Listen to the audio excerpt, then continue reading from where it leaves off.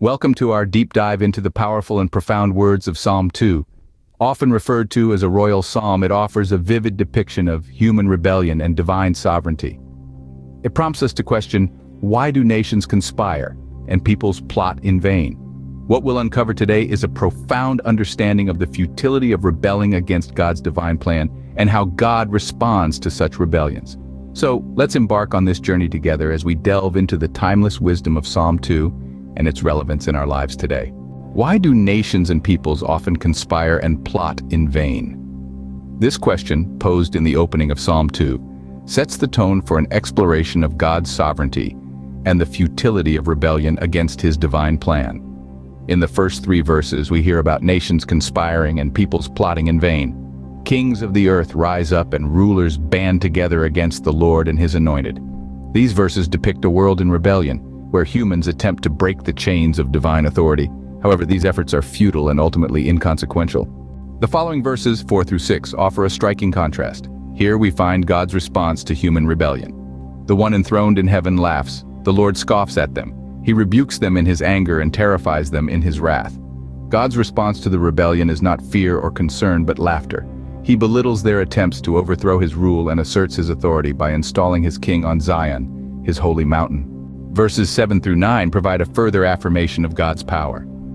God proclaims a decree, establishing the chosen one as his son and promising to make the nations his inheritance and the ends of the earth his possession. This chosen one will rule with a rod of iron, dashing the rebellious nations to pieces like pottery. In the concluding verses 10 through 12, the psalmist delivers a poignant warning to the kings and rulers of the earth.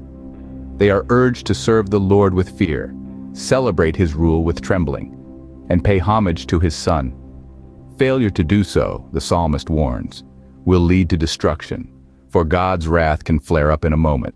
Yet there is a blessing promised to those who take refuge in him. In essence, Psalm 2 is a powerful reflection on the sovereignty of God and the futility of human rebellion against his divine plan.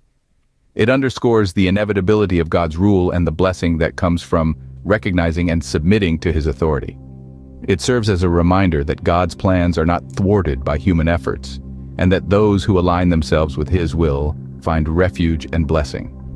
The kings and rulers of the earth are urged to serve the Lord with fear, recognizing his power and authority and to respect his chosen king. To do otherwise is to invite destruction. As we ponder on the profound words of Psalm 2, we are led to an invitation, a calling to embrace the blessing that comes from acknowledging God's sovereignty.